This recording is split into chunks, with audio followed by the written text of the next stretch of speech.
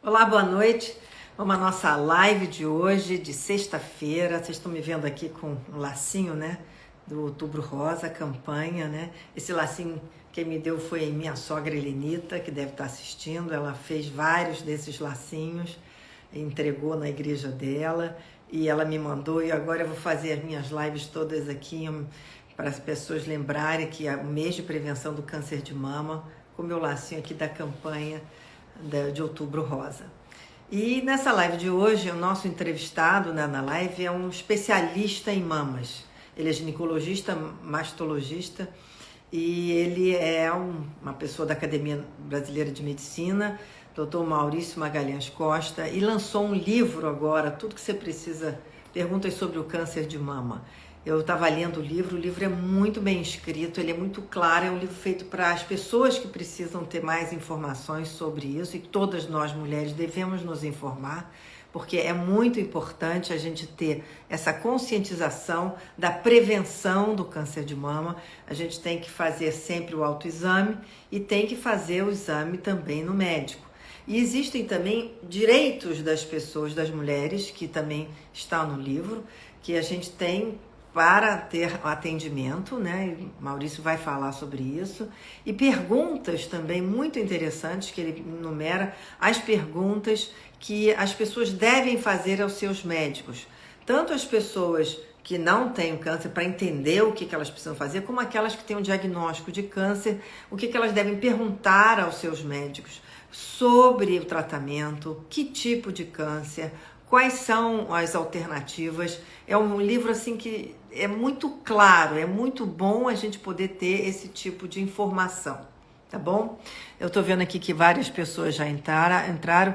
Margarete Delcomo, médica maravilhosa que eu já entrevistei aqui. Boa noite, Margarete. Cláudio Bernardo, Mércia Andrade, Patrícia Beni, terapias. Eu acho que essa questão do câncer de mama, independente de quem teve ou não teve, a gente tem que estar atenta a isso, né? Todas nós mulheres. Silvinha Campos, Valdir de Souza. Vou chamar aqui para ver se nosso doutor Maurício já está aqui. Está aqui. Maurício. Melanie Oliveira, Luísa Novello. As pessoas estão entrando. Estou aguardando o Maurício. Maurício! Oi, Maurício. Olá, tudo bem? Boa noite, Márcia. Boa noite. Está um pouco escuro onde você está, hein, Maurício? Você está um pouquinho escuro. Né? Eu estou em casa. Dá para montar um pouquinho mais de luz? Seria o ideal.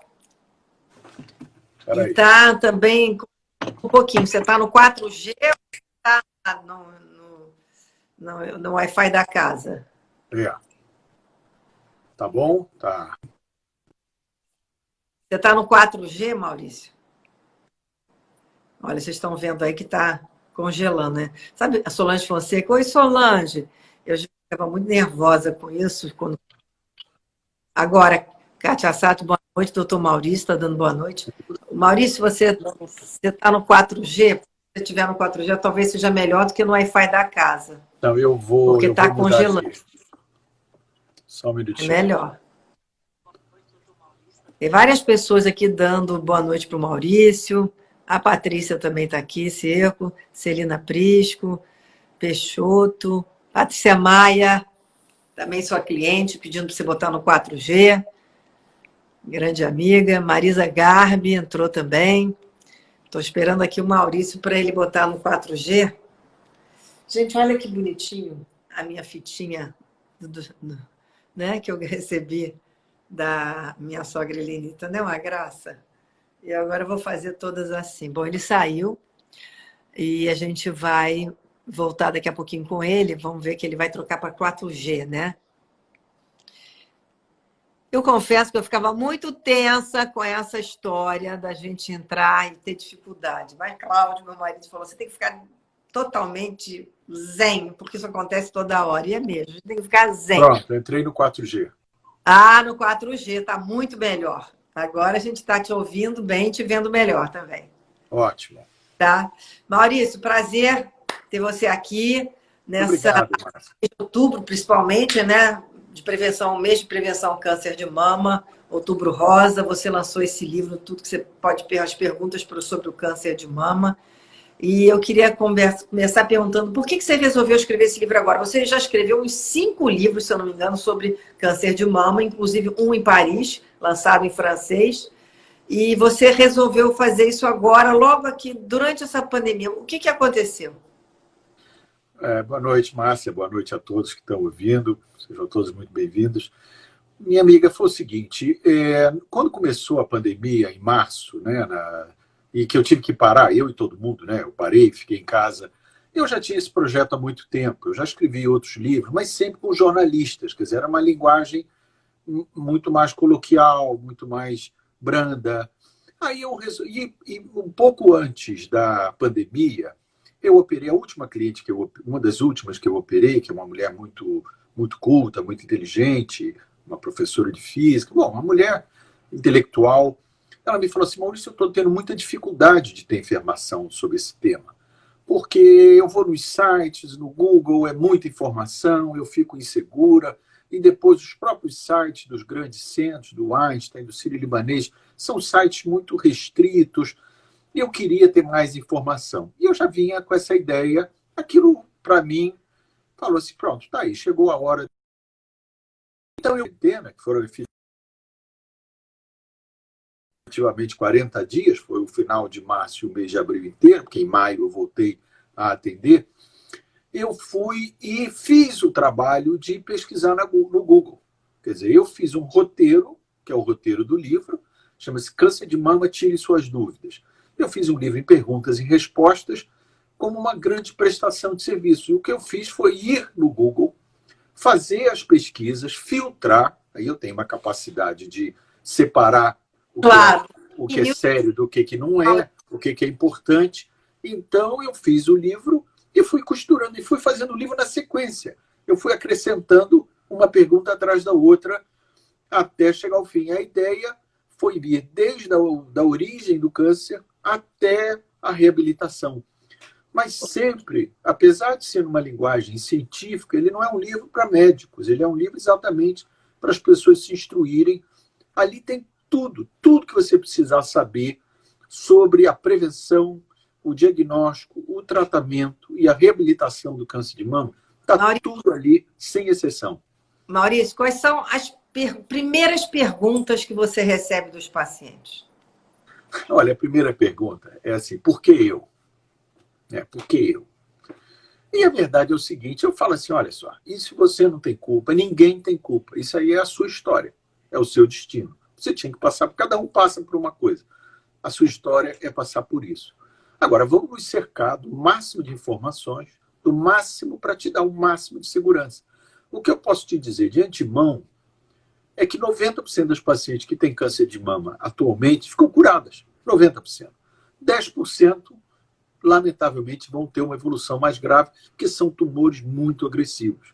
Isso também não é culpa sua e nem depende da medicina. Agora, cada dia que passa, nós temos mais oportunidades de tratamento, mais recursos para melhorar esses pacientes. Então, a questão do câncer, que foi no passado um diagnóstico de morte, hoje já não é mais. A maioria das pacientes com câncer de mama evolui muito bem. É como o AIDS. O AIDS, no início, era uma sentença de morte. Hoje não.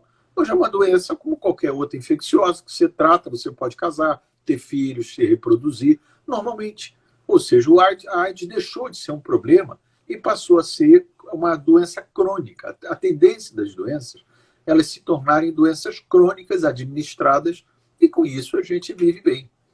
Agora, Maurício, além dessa pergunta, né, por que comigo, né, que as pessoas se fazem, existem as outras perguntas que você até coloca no livro, que as pessoas que têm um diagnóstico positivo de câncer têm que fazer aos seus médicos, né? Quer dizer, primeiro é essa, porque comigo é uma questão, né, filosófica, existencial. Mas as outras seriam: que tipo de câncer, né? O que vai acontecer depois? Deve ser o que as pessoas devem perguntar, né? Aí a segunda pergunta que ela sempre fala, o segundo comentário é assim: mas eu não tenho ninguém na família que teve câncer, por que eu tive? Eu vou dizer assim: olha, só 20% das pessoas que têm câncer de mama tem alguém na família com câncer de mama. os 70%, 75% não tem ninguém na família com câncer de mama. Então, o fato de você não ter tido ninguém na família não quer dizer que você não vai ter câncer, nem que você esteja imune. Simplesmente é porque o câncer de mama ele tem 3 tipos, vamos dizer assim, sobre esse aspecto genético. Aham. Existe um câncer chamado esporádico, que é aquele que ninguém na família teve e a pessoa desenvolve. Porque todo câncer, aliás, todas as doenças, ocorrem por mutações genéticas. Os nossos genes, a gente tem uma impressão que o gene não muda, né? O gene ele é estável. E não é. Os nossos genes estão em permanente interação com o meio ambiente. Daí que vem a evolução da espécie. A evolução da espécie vem dos nossos genes, que, vamos dizer, é o nosso código, é a nossa fórmula, a nossa receita, ela está sofrendo influência do meio exterior o tempo todo. Então, tem pessoas que não têm nenhuma mutação genética, mas elas acabam desenvolvendo uma mutação com o passar dos anos, que é a maioria das pessoas. Por isso que o câncer acontece mais nos 50, 60, 70 anos, porque são mutações que você vai acumulando ao longo da vida e você acaba desenvolvendo o câncer com 70 anos. Agora, algumas mulheres têm um aglomerado familiar, vários casos na família, mas a gente não consegue identificar uma mutação específica. Isso tem evoluído. Claro que cada vez mais surgem novos estudos, novas mutações. Agora, existe um grupo de 5% que nós sabemos que tem mutações. As pessoas nascem já com um estigma para desenvolver o câncer. É o caso que a gente vai falar depois da Angelina Jolie. Ela tem o estigma para o câncer, mas ela tinha. Quer dizer, ela tinha não, ela tem esse estigma. Então, ela tomou medidas para reduzir esse risco. Então, de início, nós podemos separar as pessoas em 3 grupos. Aquelas que têm essas mutações, outras que não têm mutações, mas têm um aglomerado familiar, que corresponde a mais ou menos 20% dos casos, e temos 75% que não tem nenhum caso na família. Então, E que isso é importante. por questões externas, por estilo de vida, o que traz esse câncer que, vamos dizer, seria aleatório dentro desse quadro? Olha, Márcia, nós não temos essa resposta exata, mas nós temos uma série de indicações. Sem dúvida, a poluição é um deles. A poluição, os agrotóxicos, outros fatores que nos envolvem, ambientais, esses seguramente estão interferindo. Já foi comprovado que, por exemplo, em estudos com animais, os animais que se aproximam, por exemplo, no Canadá, isso foi estudado no Canadá, os animais selvagens, silvestres, que se aproximam do lixo humano e começam a comer o lixo, aquela história do Zé Colmeia que vai comer a lata de lixo lá, esses animais começam a ter mudanças comportamentais e doenças por a incorporação, em última instância, de derivados do petróleo. Se você parar para pensar, tudo nós estamos com derivados do petróleo. E o derivado do petróleo é um produto orgânico que, quando entra em contato com o nosso organismo, determina modificações no nosso genoma. Isso chamam-se substâncias xenobióticas, xeno de estranhas, e bióticas, quer dizer, são estranhas ao nosso organismo. Então a gente incorpora aquilo ali causa mutações. Um exemplo mais clássico é o tabaco. Você fuma, você está inalando uma substância xenobiótica que vai induzir mutações no seu organismo e vai antecipar as doenças. Bom, então voltando ao câncer de mama. A Onde bebida existe? é alcoólica? O álcool também? O álcool é um fator, está comprovado que o álcool é um fator. Os hormônios, principalmente a reposição hormonal na pós-menopausa, aumenta o risco. Não quer dizer que a mulher não possa fazer reposição hormonal. Isso tem que ser caso a caso, mas, sabidamente, a reposição hormonal aumenta o risco de câncer de mama. Então, o que a gente pode fazer? Nós não podemos deixar de viver nesse mundo. Nós estamos expostos à poluição, estamos expostos a todo o ambiente.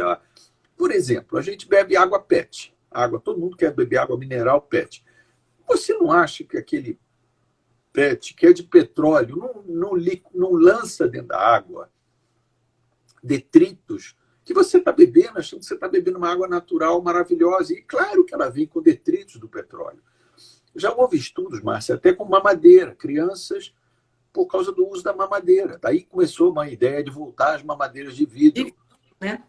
Exatamente, por causa da... Mas, de qualquer maneira, a borracha ali, a látex, tudo Ou seja, minha amiga, não tem jeito. Esses fatores estão incorporados. É como o agrotóxico. Todo mundo fala de agrotóxico. O Brasil é o campeão, eu escrevo isso no livro, é o campeão mundial do uso de agrotóxico. Mas se não tiver agrotóxico, não tem alimento para todo mundo. Não adianta. Produto orgânico, não há como produzir alimento orgânico em condições de massa para o país se alimentar e ainda vender os alimentos. Então, não tem jeito. A gente vai ter que conviver. É uma questão de risco-benefício. Agora, então, as mulheres que recebem o diagnóstico, primeiro é isso. Por que eu, né? E por que eu estou nesse grupo de risco, né? Por que eu entrei nesse grupo, né? E aí você tem que colocar todos isso. E depois tem os vários graus do câncer, né, Maurício? Exatamente. Olha só, dentro dessa, porque, por exemplo, assim, que outros fatores podem estar influenciando? Existe a poluição. Agora, existem outros dois fatores muito importantes. Um é a obesidade. A obesidade, minha amiga, é o maior mal da humanidade atualmente. Depois do tabaco, eu acho que a obesidade é o grande mal, que a gente tem que combater. As pessoas têm que entender que a obesidade é uma doença, não é questão de estilo, eu gosto, eu mereço comer. Não, não é isso. Tem que ser magro. Só é longevo magro. Ninguém, eu não conheço, eu tenho inúmeros clientes no meu. Eu conheço longevos magros. Eu tenho muitas clientes com mais de 90 anos no consultório, todas elas são magras. Não adianta, o gordo, se você viu um gordo velho, ele não é velho, ele é acabado, mas ele é novo, entendeu? Não vive, já está comprovado, o homem obeso encurta a vida dele em 8 anos, a mulher em 12 anos. É muito. Ou seja, a gente tem que combater. Ah, mas eu adoro, eu não posso passar sem o brigadeiro. Querida, é uma opção. Você vai perder alguns anos de vida comendo brigadeiro. E atualmente é muito fácil emagrecer. Existem inúmeras ferramentas, existem clínicas, medicamentos, médicos que podem orientar. É como parar de fumar. Ah, eu não consigo. Claro que consegue. Tem que querer. A pessoa tem que se convencer. Por quê? Porque o obeso, a pessoa obesa, ela está inflamada. Existe um processo inflamatório crônico. Ele está inflamado. Ele está produzindo substâncias inflamatórias. A gordura, ela tem um projeto de expansão. Olha só, Márcia, nenhum órgão nosso tem um projeto de expansão. O coração não quer invadir o pulmão não quer invadir o coração, o fígado não quer tomar conta a não ser o câncer. Se você tem um câncer de fígado, ele quer tomar conta do estômago. Mas, não sendo câncer, os tecidos se respeitam. E o tecido adiposo, não, ele tem um projeto de expansão. A gordura, ela falou projeto de expansão da gordura. Exatamente. Então é um ciclo vicioso, porque o gordo ele vai aos poucos, fica tendo mais fome, mais apetite, e ele vai mudando o cérebro dele. É um processo, é uma doença que a pessoa tem que quebrar esse ciclo. E para o câncer, para todos os cânceres, mas para o câncer de mama em especial, por quê? Porque o câncer de mama está muito ligado a hormônios. Então, por isso que a poluição, porque esses estudos, esse estudo canadense que eu citei, ele fala o seguinte: existe atualmente uma estrogenização da sociedade. Quer dizer, existe uma elevação dos níveis de estrogênio, graças a todos esses detritos do petróleo. Então, isso tem implicações no homem e na mulher. Por exemplo, hoje, é muito comum os homens estarem tendo ginecomastia. O homem mais idoso começa a ter, o peito começa a crescer, começa a ter dor na mama. Eu vejo no consultório isso com frequência. E seguramente está relacionado a essas estrogenização. E a mulher, ela incorpora mais estrogênio a ela, e a pessoa obesa, o tecido adiposo, ele é uma fonte de produção de estrogênio. Então, a mulher que engorda, ela aumenta o estrogênio endógeno dela. E esse estrogênio induz essas mutações, acelera essas mutações da mama. Muito interessante o que você está falando, Maurício. Então, e o que eu queria perguntar para você é o estresse da vida moderna. O estresse também, porque o estresse traz o cortisol, traz o sono, porque isso tudo é um estilo de vida. Mas, olha só, as doenças elas se manifestam por 3 fatores. Existe a genética, existe o acaso e existe o estilo de vida. A genética a gente não pode mudar. Essa nasceu conosco e vai nos acompanhar até o último dia. Agora, o acaso, a gente procura minimizar. Um acidente de carro, usar cinto de segurança, usar capacete, você está diminuindo Por exemplo, o cinto de segurança é uma das maiores benefícios para a comunidade e sociedade dos últimos anos. Diminuiu muito. Antigamente, olha, os cirurgiões de cabeça e pescoço, antigamente eles passavam sábado e domingo, sexta, sábado e domingo no hospital, operando moças lindas, com o rosto todo desfigurado de bater no vidro. Isso acabou. Eles todos estão fazendo outra coisa, porque acabou aqueles acidentes, aquelas moças todas destruídas, os rapazes. Isso acabou, porque hoje com airbag e com cinto de segurança, isso acabou. Isso é um exemplo do acaso. Agora, o estilo de vida é que é a nossa arma. É onde a gente pode mudar. E isso é ser magro, fazer atividade física, evitar excessos, com todas as drogas que nós estamos expostos, o álcool, o tabaco, as drogas em geral. Evitando isso tudo, a gente está se preservando e mantendo, aumentando o nosso patrimônio biológico e nos dando melhores condições de enfrentar as doenças. Porque quando ela vier, a gente está em melhores condições. Você vê agora no Covid, os obesos é que estão morrendo. Pois e é. O obeso ele é inflamado. Todo mundo só fala que justamente os obesos têm sido os piores casos de Covid. Aliás, as pessoas não entendem. Eu até outro dia ouvi uma explicação ótima, porque a pessoa está gorda, você vê a pessoa gorda do lado de fora, mas dentro ela está gorda, quer dizer, os órgãos estão todos cobertos de gordura, né? Exatamente. Isso leva a um ciclo vicioso. Entendeu? E aquilo a pessoa vai aumentando, aumentando. Você vê que o gordo ele só aumenta, aumenta. Ô, Márcio, olha só. Foram 2 projetos meus para a pandemia. Um foi escrever esse livro, outro emagreceu. Eu emagreci 10 quilos nos últimos 3 meses. Também por causa disso. Eu disse assim, pô, se eu tiver... Eu ainda não tive Covid. Mas se eu tiver, eu tenho que estar no melhor da minha condição. Eu tenho que estar no meu melhor, para se eu tiver, eu ter condições de enfrentar. É verdade. Não, essa questão da obesidade ficou claríssimo, né? Agora, Maurício, lendo o seu livro também, você tem informações tão interessantes. Por exemplo, você botou ali que o câncer de mama, que é o primeiro câncer que atinge mais mulheres, né? É o câncer que atinge mais mulheres. Comum. Mas ele se divide em alguns continentes, quer dizer. E se a gente pensar na pesquisa, Estados Unidos tem um nível altíssimo, a Europa Ocidental tem muito, né? E, em contrapartida, a Ásia tem muito menos, né? Eu queria que você explicasse um pouco isso. E a África também. Ô, Márcia, atualmente eu sou presidente da Sociedade Mundial de Mastologia. Então, a gente está muito envolvido nisso tudo. Eu tive ano passado no Japão, na China, na Austrália. A gente tem tido uma atuação aí em vários países. Ontem a gente fez um simpósio na Academia Nacional de Medicina, que foi um espetáculo, com o presidente, com o chefe da parte de câncer de mama da Organização Mundial da Saúde. E o que a gente vê é o seguinte, Márcia, o câncer sempre foi uma doença dos países mais desenvolvidos.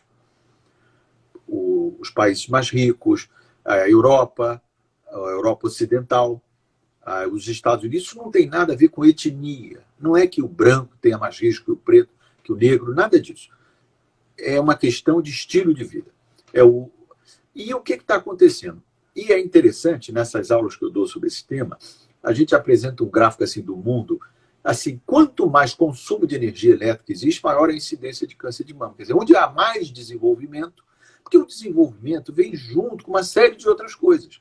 Vem com a obesidade, vem com o sedentarismo, vem com o acesso ao diagnóstico precoce. Pois eu acho que deve ser um diferencial muito importante, né?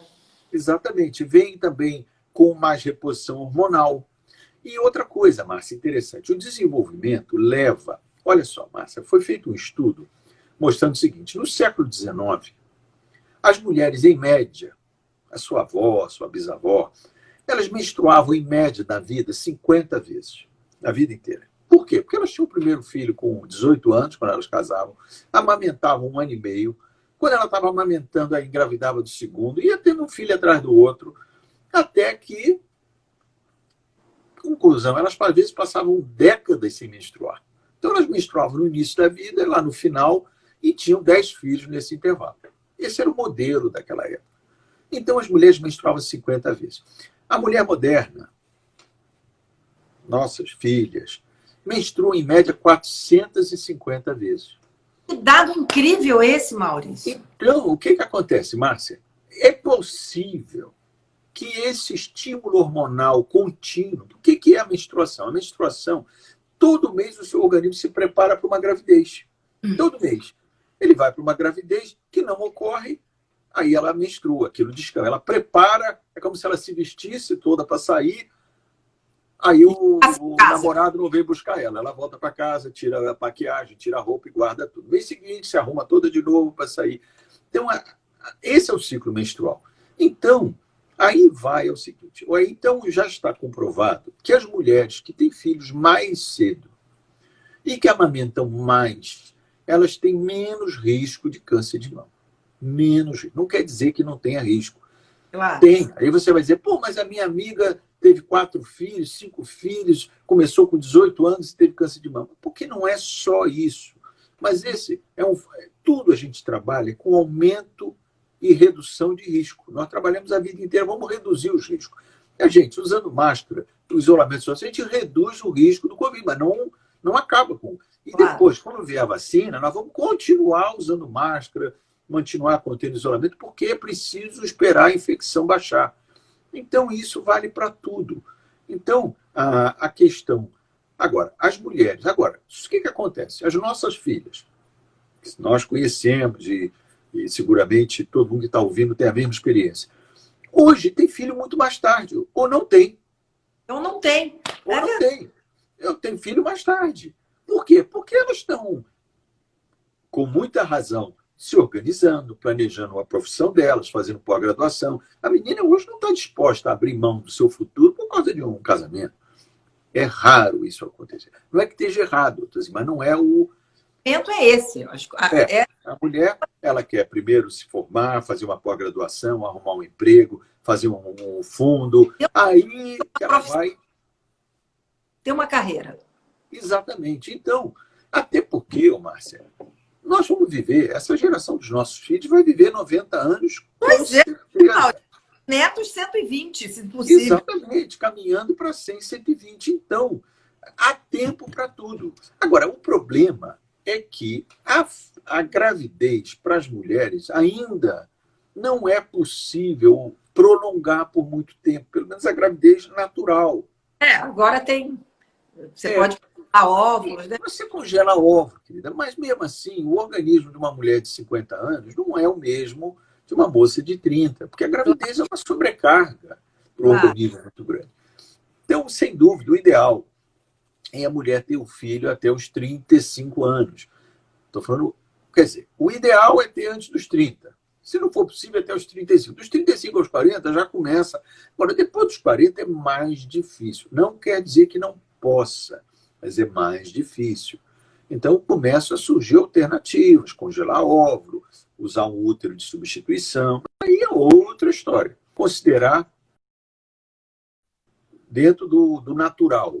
O natural é que a mulher tenha o filho dela. Agora, vão ter menos filhos. Então, se a minha filha, a tua filha, não teve filho até hoje, quando ela tiver filho, se ela tiver, vai ter um filho. É pouco provável que ela tenha 2, a não ser que tenha gêmeos. Senão, é uma gravidez só. Aí vai entrar naqueles 450 menstruações. A mama dela vai ser bombardeada de hormônio todo mês. E isso somado aos fatores externos, aí aumenta o risco. E por isso que a gente está tendo tanto câncer em mulheres jovens. Eu acabei de operar agora, antes de vir para cá, nós nos falamos, eu estava vindo no carro do hospital, eu operei uma moça de 37 anos, sem filhos. Ou seja, esse mês, essa é a terceira. Esse mês. Isso. Então, a gente tem que considerar a possibilidade de gravidez, dela ter filhos no futuro, congelar óvulos. Aí o tratamento amplia todos os aspectos. A gente tem que oferecer tudo isso e tem que conversar isso com os pacientes. Tem que conversar, né, Maurício? Maurício, e a gente falou, até a gente estava conversando, né, antes dessa nossa live, e eu falei, olha, uma das coisas que impressionou muito o mundo foi quando a Angelina Jolie resolveu fazer mastectomia, né, dos dois.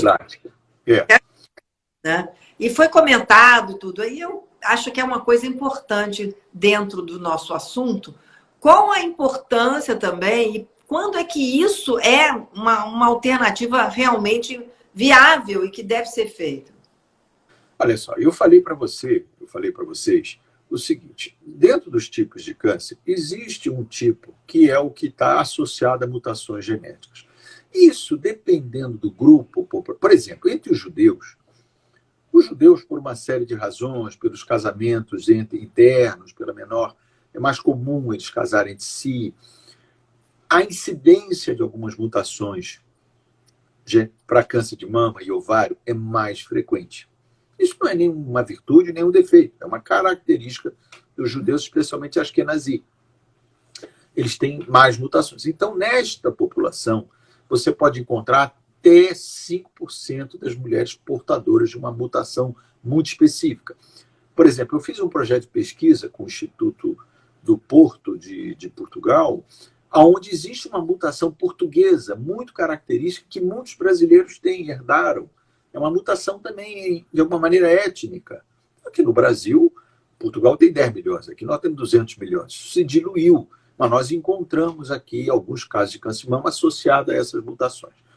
Muito bem, na população geral, a possibilidade de uma mutação dessa é em torno de 1% ou menos. Por que eu estou falando isso? Para dizer que isso não é frequente. Ou seja, esta estratégia que a Angelina Jolie fez é para casos muito selecionados, mulheres portadoras de mutações. Elas já nasceram com a mutação, ela não desenvolveu, ela já nasceu com a mutação. Então, ela só precisa fazer uma segunda mutação, porque para você ter as doenças, os genes são impares, são dois pares, um você herdou do pai e o outro da mãe. Então, se você herdou ou do pai ou da mãe esta mutação, basta você fazer uma segunda mutação para a doença começar. Enquanto que numa pessoa que não tem mutação, ela tem que fazer mutação nos dois genes. E isso demora mais tempo. Por isso que os cânceres, geralmente genéticos, que tenham essas portadoras, ocorrem em mulheres mais jovens. Enquanto que, por exemplo, se você pega uma mulher de 80 anos que teve câncer de mama, seguramente aquilo não é genético. Aquilo ela desenvolveu durante a vida. Agora, se uma moça como essa que eu operei hoje, com 37 anos, tem câncer, a gente tem que pesquisar uma mutação nela. Entendi. Então, esse caso da Angelina Jolie é muito específico, né, Maurício? Exatamente. Ela teve, a mãe dela teve câncer de mama, a avó dela teve câncer de mama e elas tinham uma mutação. Aí ela pesquisou e ela também tinha. Então, o que ela fez? Ela tomou uma decisão que ela disse assim, porque, olha só, Márcia, a chance de uma mulher ter câncer de mama, se ela viver até os 80 anos, é 1 para 18. Em cada 18 mulheres, uma vai ter câncer de mama se viver até os 18 anos. A mulher que tem uma história familiar, naqueles casos, eu tenho uma tia, uma prima, uma irmã, tá? Essas é 4 em 18. Enquanto que aquelas que têm essa mutação é 8 em 10. Nossa. É quase uma sentença. Você vai ter câncer. Então, para esta mulher, a gente tem que considerar uma cirurgia que vai reduzir em 90% a chance dela ter câncer de mama. É muita coisa, né, Maurício? Não vai acabar, mas vai reduzir em 90%. Aí, quando isso saiu na imprensa, saiu até na capa da Time, Angelina Jolie, né, com tudo isso. Aí, vários clientes chegaram no meu consultório, doutor Maurício, minha amiga teve câncer de mama, eu também quero tirar as mamas. Não. Não é assim. Não é assim. Por quê? Porque uma coisa, Márcia, é você botar uma prótese de silicone para aumentar o seu seio, ficar mais bonita. Isso aí é uma coisa natural. E o silicone não causa câncer de mama. O silicone não impede o diagnóstico do câncer de mama, nem impede o tratamento. Pode botar o silicone e viver a vida normal. Agora, você tirar a glândula mamária toda. Você imagina que nem você pegar um mamão com a colher e comer todo e ficar só a casca do mamão. Ou pegar um pão, tirar todo o miolo e ficar só a casca. Você tira toda essa casca e fica só a pele, o mamilo e tal. E bota uma prótese. Não é a mesma coisa que uma prótese de silicone sobre a mama. A sensibilidade da mama é diferente, a forma da mama é diferente. E mais, as complicações. Porque essa cirurgia complica. 2% delas complicam. E se complicar, minha amiga, é muita desgraça. Porque se ela tiver uma infecção, ela tem que tirar a prótese e ficar sem prótese. Então você imagina que drama. muito, muito radical. Uma mulher que não tem câncer, que resolve tomar uma medida de prevenção e, com isso, ela sofrer, ter consequências muito graves, perder a sensibilidade, ou se acontecer de necrosar o mamilo. Isso acontece, querida, acontece, necrosa, aí fica sem um mamilo. Minha amiga, é um horror para a paciente, o médico fica frustrado. É claro que eu já vivi essa situação. Quem faz muito tem que viver essa situação. E a gente tem que colocar para os pacientes, olha só. Tanto é que a gente fala o seguinte, essa é uma cirurgia que a gente não convence ninguém a fazer. Eu nunca proponho essa cirurgia a uma paciente. Quando a paciente vem, geralmente, trazendo essa informação, esse questionamento, eu coloco todos esses pontos. É importante que ela seja vista por uma psicóloga. Atualmente, os tratamentos são multidisciplinares. Ouvir um geneticista, um oncogeneticista, para ela ficar muito segura daquela decisão. Dizer assim, olha, querida, isso tem risco. Se você quiser fazer, é que nem voar de asa delta. Tem risco. Você quer fazer? Mas ninguém, não é, você tem que ir andar de asa delta, que é uma maravilha. Eu nunca fui e nem nunca vou. Não querer. Entendeu? Mas tem gente que acha mal. Minha irmã já foi, achou fantástico. Cada um tem o seu estilo de vida. Agora, Maurício, quer dizer, eu achei interessante também você colocar no livro as perguntas, né, e as alternativas de tratamento. Agora, atualmente, existem mais alternativas e mais, vamos dizer assim, recursos nesses tratamentos para que as pessoas saibam que não é justamente o que você falou antes, uma sentença de morte como era antigamente? Claro. Olha só, Márcia, antes de eu te responder essa pergunta, deixa eu só falar um ponto que é muito importante. A questão do diagnóstico. As mulheres devem fazer o autoexame mensal. Infelizmente, o nosso Ministério da Saúde andou uma época dizendo que não adiantava nada, que era perda de tempo. Não é verdade. O autoexame é importante. A mulher tem que conhecer a sua mama, começar cedo. A menina começa a menstruar na hora do banho, uma vez depois da menstruação. Ela deve palpar a mama para ela conhecer a mama dela. Se ela tiver sentir uma diferença, ela vai procurar um médico. De cada 10 nódulos mamários, só um é maligno, 9 não são. Então, ter um nódulo na mama não é sinônimo de câncer. Mas a mulher tem que ir ao médico, procurar, se tratar, porque o diagnóstico precoce é a grande arma. Então, o autoexame é muito importante. O exame do ginecologista, do mastologista, é muito importante. E a mamografia anual. A mamografia deve ser feita a partir dos 40 anos, pelo menos. A mulher deve fazer a mamografia anual. Em casos selecionados, nesses casos de família de alto risco, elas devem começar antes. Às vezes a gente associa a ressonância, associa a ultrassonografia. Existe um mundo de recursos para fazer o diagnóstico mais precoce possível.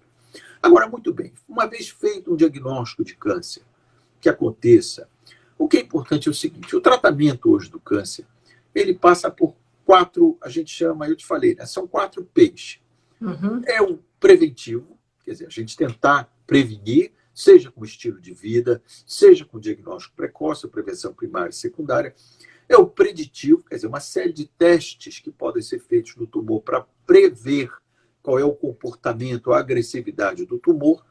O terceiro é o personalizado. Cada paciente que vai no consultório ela é tratada de um jeito. Hoje, todas as pacientes são tratadas dentro de diretrizes internacionais. Não é uma maneira do Maurício tratar. Eu sigo as diretrizes internacionais mais modernas e as recomendações mais estabelecidas. No livro eu cito isso tudo, inclusive eu coloco um site, chama-se NCCN, National Comprehensive Cancer Network. É um modelo americano de 500 centros de mama que eles estão de 2 em 2 meses atualizando as diretrizes de tratamento de câncer de mama. Então, é isso. E a quarta etapa, que aí é por isso que o livro é tão importante, é o participativo. A mulher, é o quarto P, é o participativo. A mulher, ela tem que conhecer. Nós não podemos enfrentar nenhum problema sem conhecê-lo. Então, a pessoa às vezes diz assim, eu não quero ler porque eu tenho medo. Não, o medo, a gente tem que administrar o medo. O medo pode ser o nosso maior aliado, o nosso maior inimigo, dependendo da maneira como a gente enfrenta o medo. Então, a maneira de enfrentar o medo é com conhecimento. Claro. É com a informação. O primeiro livro que eu fiz, quem fez o prefácio, que foi uma honra para mim, foi a Constanza Pascolato. E ela fala isso naquele livro, Saúde dos Seios. Ela fala assim, O conhecimento liberta. Claro! O conhecimento liberta. Então, as mulheres, quando lerem esse livro, esse livro não vai causar câncer em ninguém, nem vai atrair o câncer, nem vai determinar o câncer em ninguém, mas vai deixar você mais preparada para enfrentar o problema. Então, agora, voltando, desculpa essa introdução toda, mas para chegar ao ponto do tratamento. Então, hoje, quando uma mulher tem câncer de mama, não é dizer que você tem um câncer. Não, câncer tem nome e sobrenome. A gente tem que saber que tipo de câncer que é. Existem cânceres mais agressivos e existem cânceres menos agressivos. E cada um vai ter um tratamento completamente diferente. Hoje, quando a paciente vem no consultório com nódulo de mama, que a gente investiga, dá um câncer, bom, aí vamos esperar os outros exames, saber quais são os tipos, a imunistoquímica vai dizer quais são se é um tumor luminal A, luminal B, se ele é HER2 positivo, se ele é triplo negativo. Todos têm tratamento e todos no final se igualam. No final, a chance dos 4 é igual, desde que você trate adequadamente cada um do jeito que ele tem que ser tratado. Quer dizer, os tratamentos, os luminais vão ser tratados com hormônios, o HER2 vai ser tratado com anticorpos monoclonais e o triplo negativo vai ser tratado hoje com terapia genética, terapia imunológica. Então, ou seja, nós dispomos hoje de ferramentas para todos os tipos. Há muita esperança.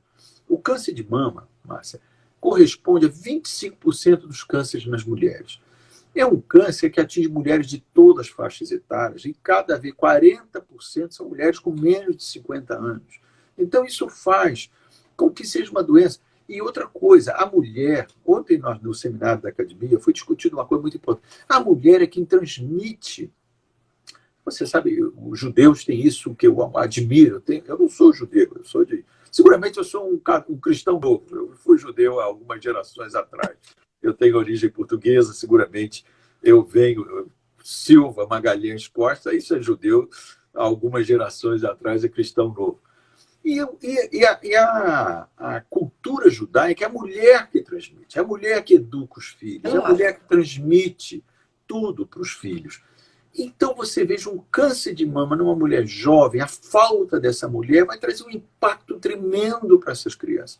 No Brasil, segundo o IBGE, mais de 50% das famílias, o chefe de família é a mulher. Quer dizer, uma mulher que tiver um câncer de mama tem um impacto social, econômico nessas crianças que ficam abandonadas. Por isso que a gente precisa fazer um esforço a tratar o câncer de mama. Não é uma questão só de estética, de beleza. É uma questão de educação dos nossos filhos, das nossas futuras gerações. É verdade. Maurício, olha, eu quero te dar parabéns pelo livro. O livro está muito fácil de ler, é muito informativo, é para as pessoas, é para leigo ler mesmo, para a gente entender toda a trajetória, os passos a serem dados, os tratamentos, os sites que você botou, as pesquisas. Então, parabéns por mais esse livro que você lançou e que está sendo assim muito importante como uma ferramenta de autoconhecimento. Quero te agradecer muito a nossa entrevista, dizer aqui que foi ótima a nossa live, tá? E quando tiver outros, nós estamos aqui, Maurício. Não, mas olha só, eu acho que ontem nós estávamos discutindo lá agora a Academia Nacional de Medicina, ela está lançando um programa chamado Academia Nacional de Medicina Perto de Você. Nós entendemos que os médicos, porque o que está acontecendo? Nós estávamos discutindo ontem, nós temos 2 jornalistas participando da reunião. E foi muito interessante, porque as fake news estão dominando. Então é preciso que os médicos e as instituições sérias ocupem esse espaço. Se eu não ocupar esse espaço, você imagina eu, que sou um indivíduo altamente qualificado, conheço o assunto com profundidade, frequento os maiores congressos do mundo, vou a tudo quanto é lugar. Eu é que tenho essa responsabilidade de trazer esse conhecimento. Então é preciso que nós, médicos, tenhamos o sentimento da responsabilidade de informar. Tanto é que esse livro ele foi feito num formato digital, ele não existe em papel, impresso, até porque isso é uma mídia que está acabando. Ele é totalmente impresso, depois ele é num preço absolutamente acessível, custa R$10, para que todo mundo possa comprar, possa presentear outras pessoas. Ele está disponível pela Google Play, pela Apple Books. Todas elas você compra esse livro, baixa E pode dar de presente, comprar, presentear. Ontem eu fui dar numa empresa em São Paulo, fui dar uma conferência também por vídeo. Eles sortearam no final 20 livros para todo mundo. Ou seja, a gente quer que as pessoas tenham acesso para aprender a se proteger, a ter informação para se libertar, como diz a Constanza Pascolato. Então, eu te agradeço muito, Márcia, essa oportunidade. É um assunto que a gente poderia discutir aqui 2, 3 horas. Você vê, quando a gente conversa, vai longa, mas eu sei que você tem limites, tudo. Mas eu me coloco à tua disposição. Quando você quiser discutir qualquer assunto mais específico, eu estou sempre à tua disposição. E eu agradeço a todas essas quase 100 pessoas que vieram participar e eu me coloco à disposição de todas vocês. Muito obrigado, Márcia. Obrigado, um grande abraço para você, sucesso aí sempre, tá? Muito obrigado, querida. Beijo para vocês. Tchau. Gente, foi uma entrevista maravilhosa, né? O Maurício foi incrível, deu muitas informações importantíssimas. Eu depois vou botar qual é o site do livro para quem quiser acessar. Eu vou botar aqui na minha página e aí vocês podem acessar o livro se quiserem para entenderem, se aprofundarem mais nesse assunto. Bom, quero desejar para todos um ótimo final de semana e dizer que na segunda-feira então, nós teremos aqui um outro médico, Paulo Niemeyer, que vai falar sobre o labirinto do cérebro, também lançando um livro incrível falando sobre como é que se conhece o cérebro de uma maneira também fácil de ler e que a gente entende muito porque nós somos quem somos e como o cérebro é importante nessa definição da nossa pessoa. Tá bom? Então, bom final de semana e a gente se vê então na segunda-feira. Tchau para todos.